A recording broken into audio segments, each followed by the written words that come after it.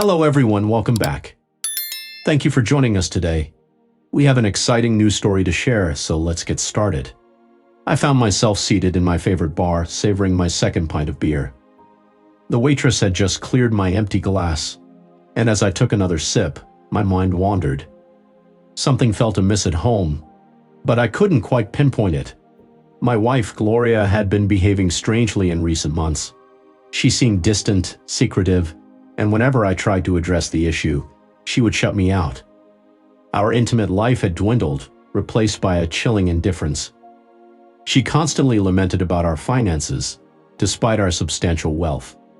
I had a great income, and we possessed investments, assets, and a net worth of approximately $5 million. Yet she spoke as though we were barely making ends meet. This was puzzling, especially considering how much she had enjoyed the country club membership I had gifted her just 6 months earlier. I wasn't naive, and the most reasonable explanation for her behavior seemed to be that I was involved in an affair and contemplating a potential change, but faced two major obstacles: the lack of a prenuptial agreement that could leave me financially vulnerable if I pursued a divorce, and the absence of concrete evidence to support my suspicions. While pondering my options over a drink, my attention shifted to a striking newcomer entering the bar. Not Gloria, but an unfamiliar yet captivating woman. Her entrance drew the gazes of others as she made her way towards me. Without uttering a word, she occupied the seat opposite me, analyzing me before introducing herself as Alyssa Holmes. As she ordered a glass of white wine, she hinted at possessing valuable information that could benefit me. Skeptical, I inquired about the potential cost, only to be met with a reassuring smile and the assurance that agreeing to her proposal could safeguard most of my assets otherwise. That got my attention all right. "What do you know? Your wife is cheating on you." My grip tightened around my glass. "And you know this how?" She didn't hesitate, "Because she's cheating on you with my brother." I felt a sharp twist in my gut. "You have proof?" She nodded. "Photos, videos, audio recordings, even notarized statements." I exhaled, letting the revelation sink in. "Damn. You must really hate your brother if you're throwing him under the bus like this." That radiant smile returned, quite the opposite. "I'm here on his behalf. He sent me. While your wife is busy with him," I'd frowned. "If he's stealing her from me, why would he help me?" Normally, the cheating wife sets up her husband for a blindside divorce, so she gets the best financial outcome. By warning me, you're giving me time to protect myself and my assets. How does that benefit him? Alyssa's expression turned serious, because this isn't a typical affair. My brother Brad didn't know she was married when it started. She went after him. When we finally did, during a background check conducted 2 weeks ago, we found out that your wife is still very much married to you. It took another week to fully confirm the details. Then there was an interesting discovery. It appears that she is not just seeking an affair. She is aiming for a negotiation as well. With a questioning look, I inquired further, "What do you mean by that?" It was explained to me that although you are wealthy, your financial standing is considered comfortable compared to Brad, who is worth over $500 million. Your wife seems to have her sights set on leveling up financially. Taken aback, I stared at her. "You conducted a thorough evaluation of my finances."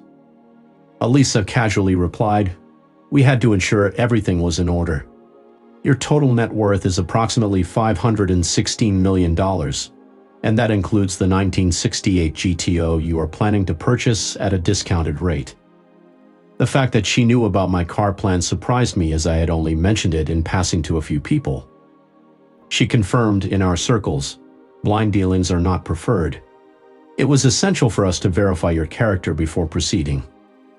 Fortunately, you passed our assessment with flying colors." I took a moment to process this information before questioning further. "All right, but why are you choosing to assist me in this situation?" Alyssa clarified, "Brad has a strong aversion towards infidelity and individuals seeking financial gain. Unfortunately, his previous marriage ended due to his ex-wife's disloyalty, which was legally settled through a robust prenuptial agreement she left abruptly, taking only the clothes on her back. He has no tolerance for women who deceive and manipulate for financial gain." Leaning back, I asked, "What's the plan?" Alyssa's smile turned devious as she replied, "We don't want you to file for divorce yet. Use this time to move assets and set things up to minimize losses. Brad will work on guiding her, leading her to initiate the divorce herself under the condition of not seeking anything from you." I chuckled skeptically. "Do you really think she'll agree to that?" Alyssa assured me, "She's banking on Brad's wealth. In a few months he'll propose to her, forcing her to confess she's still married and framing you as the bad guy. She'll push for a quick divorce to marry him." As I processed the plan, Alyssa leaned in and added, "After she's left with nothing, Brad will end the relationship." I nodded, realizing the scheme. I keep everything, she gets nothing, and Brad. Alyssa nodded knowingly, a faint chuckle escaping her lips as she remarked, "Even if this is all a bit absurd, I do need the information you possess and would like to meet your brother." With a final sip of her wine, she rose from her seat, flashing a dazzling smile as she added, "You'll like Brad. The two of you will hit it off just fine." And with that she exited, leaving me to stare after her, feeling a sense of gratitude for the unexpected encounter. The scenes that unfolded over the next couple of months felt like a performance worthy of an Oscar, where I maintained a facade with Gloria while engaging in discreet rendezvous with Alyssa and Brad. Our relationship had evolved into a mere facade resembling that of platonic roommates. During a dinner together, I hesitantly expressed to Alyssa, "I hate to propose this, but perhaps we should take a step back for a while, sure. It's been a bit over a month since our initial meeting. However, we have formed a strong bond." Indeed, that's the crux of the matter. Presently, we are getting along exceptionally well.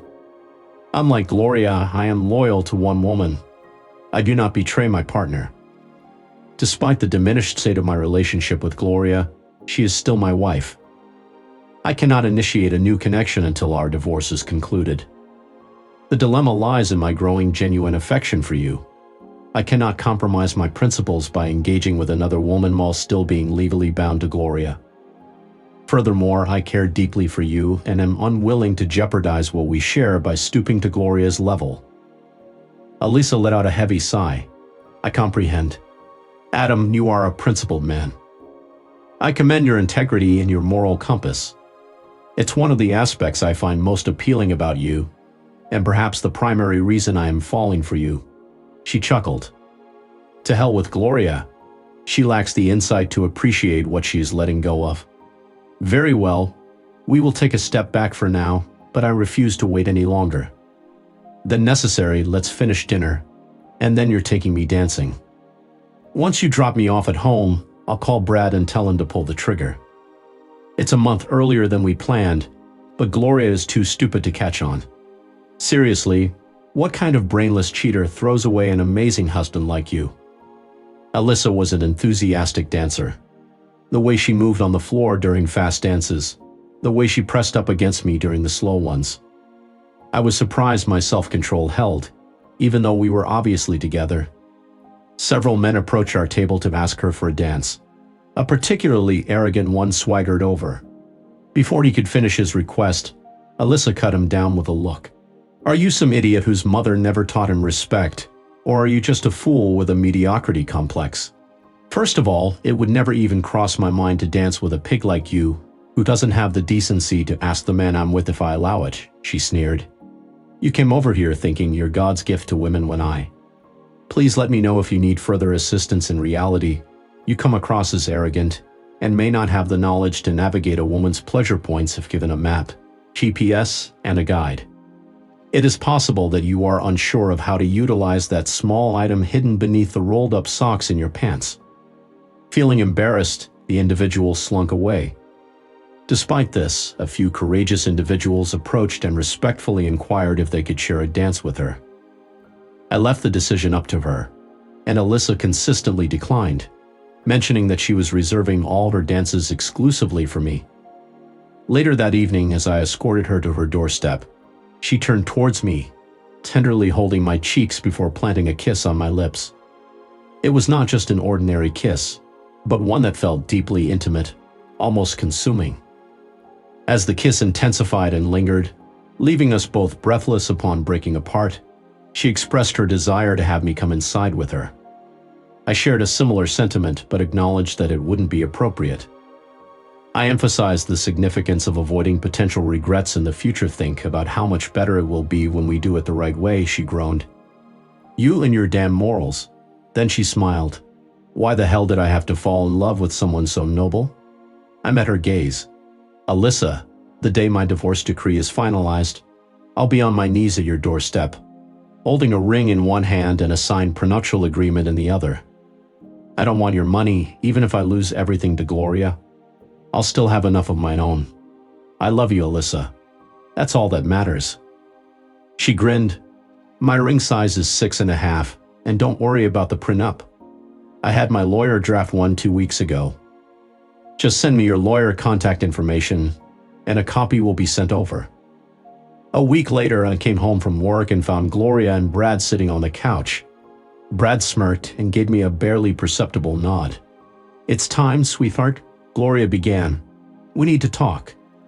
Looking at the setup, the two of them seated close, 2 glasses and a half-empty bottle of wine on the coffee table, and a heavy envelope next to them.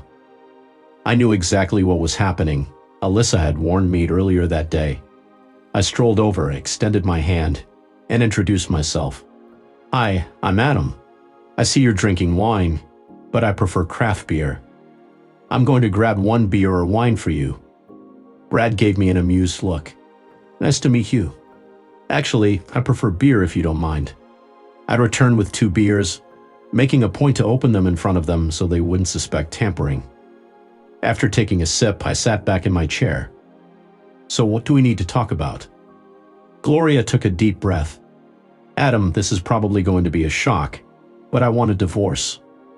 I didn't plan for this, but Brad and I fell in love. We're soulmates. I'm sorry, but our marriage hasn't been great for a while. Then I met Brad, and it just happened. Now is the time for both of us to end this so Brad and I can start building a new life together. She even managed to squeeze out a tear. Impressive. She might give me real competition for that Oscar. Well, Gloria, this really is a shock. Yes, we've had issues arose mainly due to your consistent avoidance of communication. Despite my efforts to address the situation and offer solutions such as enhancing our relationship with romantic gestures, you chose to disregard my attempts. I proposed seeking help through counseling, yet you declined. I am baffled by your claim that Brad is your soulmate, as you once proclaimed the same of me when we wed.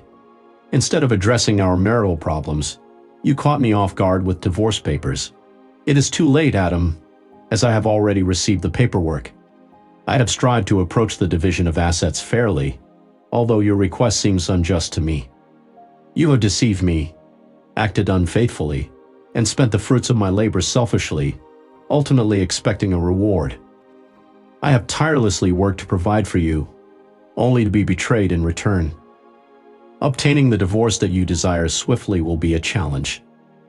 I have enlisted the finest legal representation available, prepared to prolong this process indefinitely. By its conclusion, there will be little left for you to claim. At this point, Brad seized the opportunity. Adam, I apologize for it all. You see, by about the time when we first met, I didn't even know she was married. By the time I found out, we were already madly in love. It's clear that while you love Gloria, she no longer loves you. I understand your situation. Here, the bottom line is that Gloria no longer wants to be married to you. No matter how hard you fight it, the divorce will eventually happen. By resisting, all you'll do is hand most of your assets to the lawyers.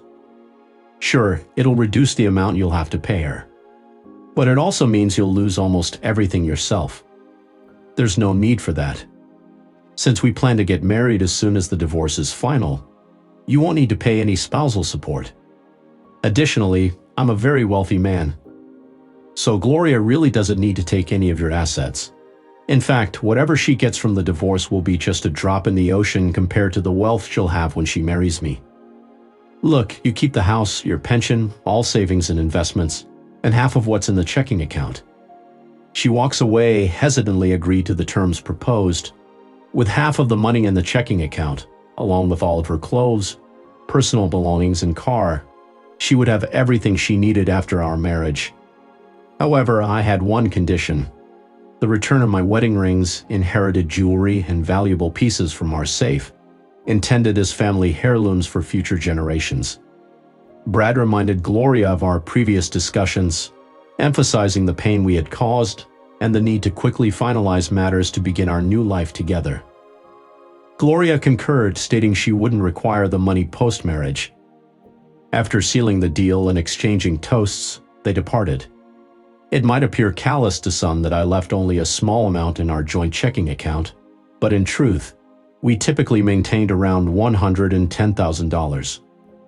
So I left it untouched. Most men don't realize it, but they're giving away quite a bit when they ignore their wife's wardrobe during a divorce. Gloria's clothing alone was worth nearly $60,000 at retail. There's actually a decent market for high-quality secondhand women's clothing online.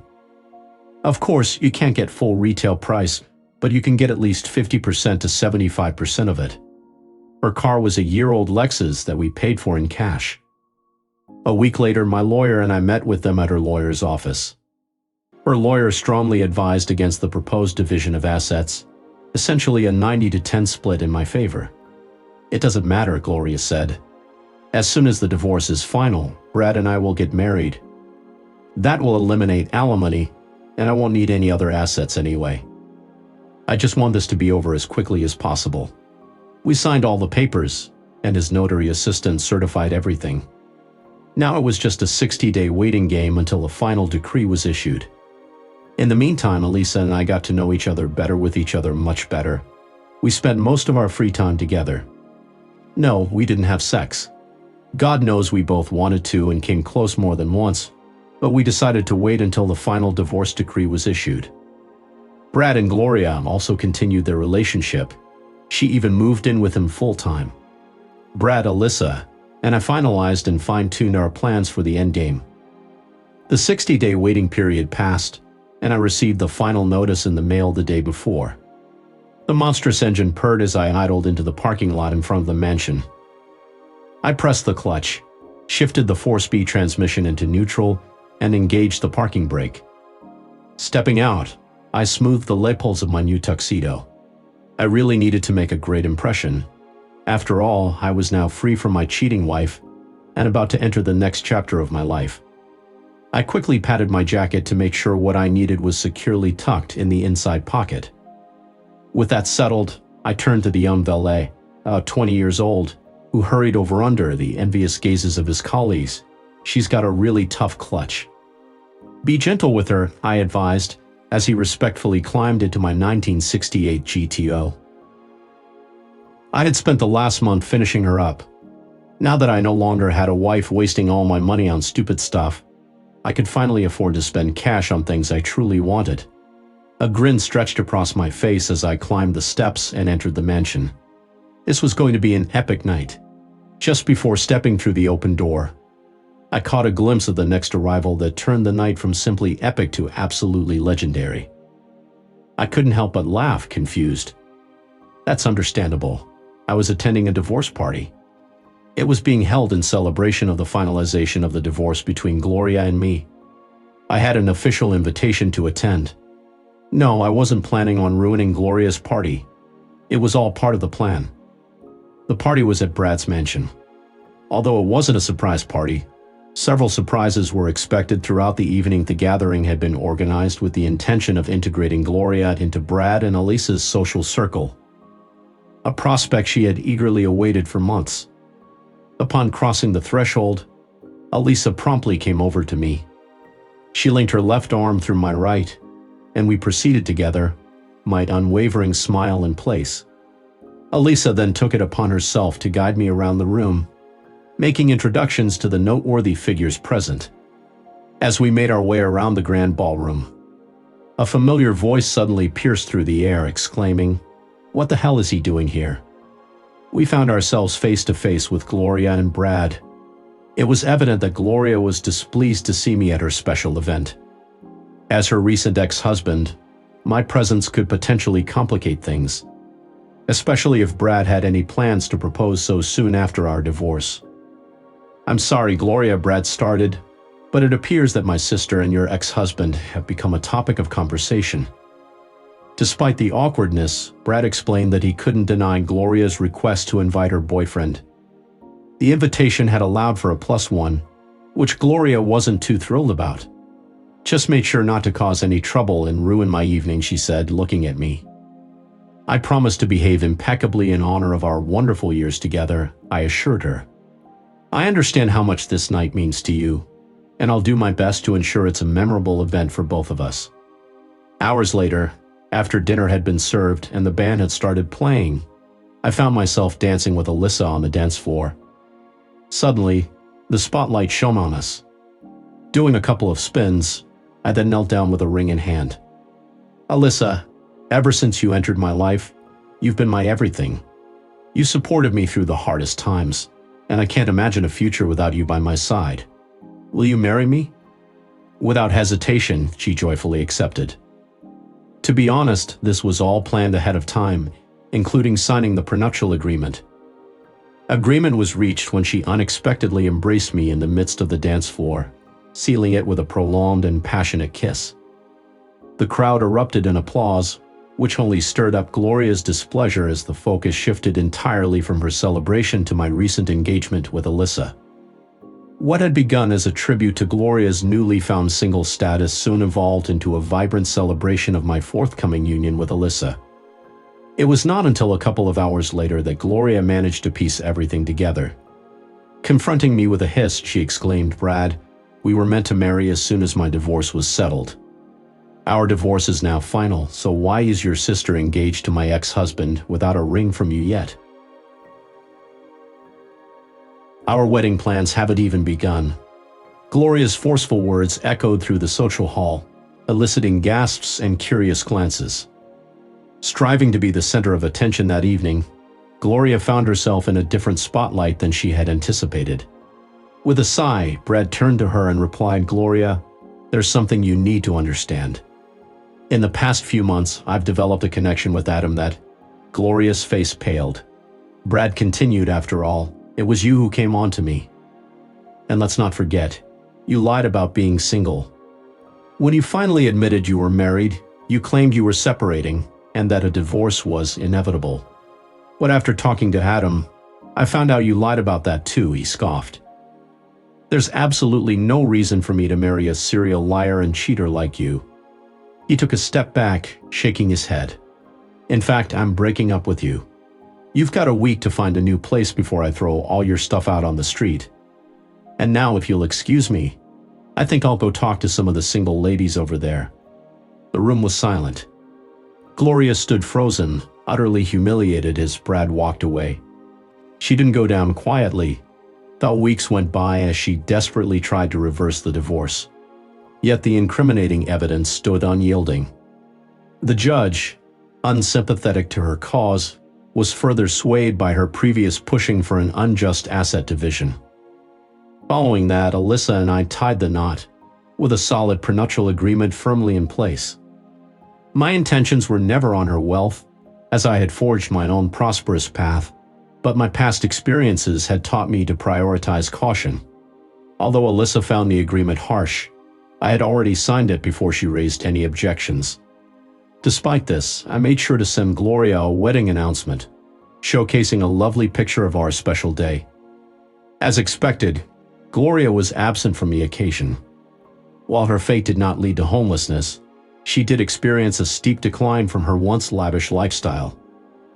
Taking up a job at Taco Bell, she resided in a modest studio apartment and could no longer indulge in high-end brands. Her new wardrobe hailed from Goodwill, and Walmart became her choice for undergarments. In her pursuit of trading up, she had let slip the comfort. The life she once took for granted had drastically changed. Though still a beautiful woman, her reputation preceded her.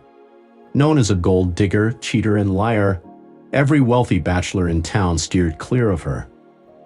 Despite multiple attempts to ensnare another rich man, no one took the bait.